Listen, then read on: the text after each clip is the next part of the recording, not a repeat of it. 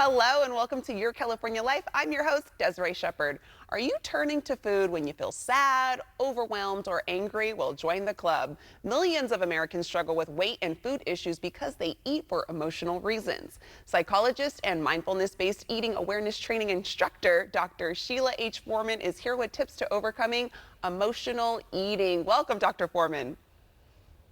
Thank you, Desiree. I'm so excited to be here. Yeah, I think this is such a great topic for us to talk about because I think a lot of people can relate. And you say we eat for two reasons. What are those two reasons?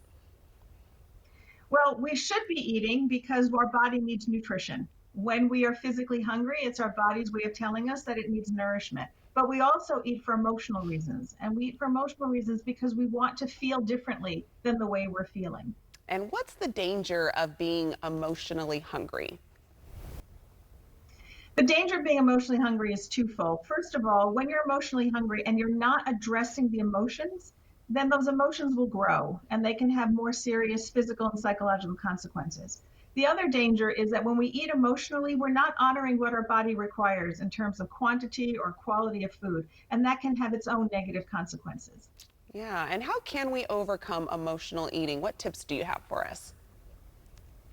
Well, the best tip that I have is to ask yourself when you're feeling like you want to eat, what are you really hungry for? If you're really hungry for food, that means that you're physically hungry. But it might be that what you're really hungry for is a hug or a cry or pounding on a kickboxing bag or something because you have emotions that need to be expressed. So Yeah, when you can ask yourself, what am I really hungry for? And then identify it and give yourself that, you're well on your way to healing emotional eating. yeah, I agree. I feel like with emotional eating too, it's kind of like a quick fix in that moment, but if you're dealing with something emotionally, it's still going to be there after you eat that pizza or whatever it is. And if someone is Exactly. tempted to emotionally eat, how can they motivate themselves to get back on track?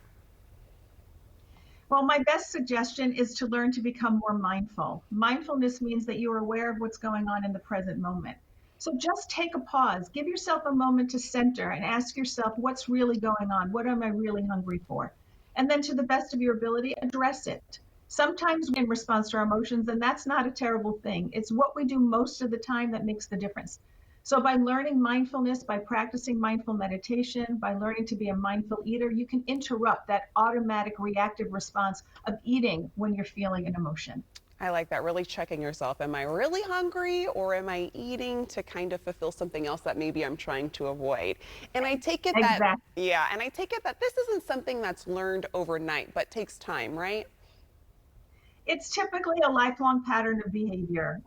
Well-meaning parents and grandparents may give us a candy when we're feeling sad or may distract us with an ice cream cone. And over time, we learn that emotions soothe us. And the thing is that that food soothes us. And the thing is that food does work. When you eat something like chocolate, for example, there are biological, chemical reactions in the body that actually help us feel good. And so we can make that connection that food means feeling better. So over time, it becomes a lifetime habit. So for people who want to change that, please be patient with yourself. It's very hard to just immediately overcome emotional overeating, but you can with mindfulness and being aware of what's going on and what you really need.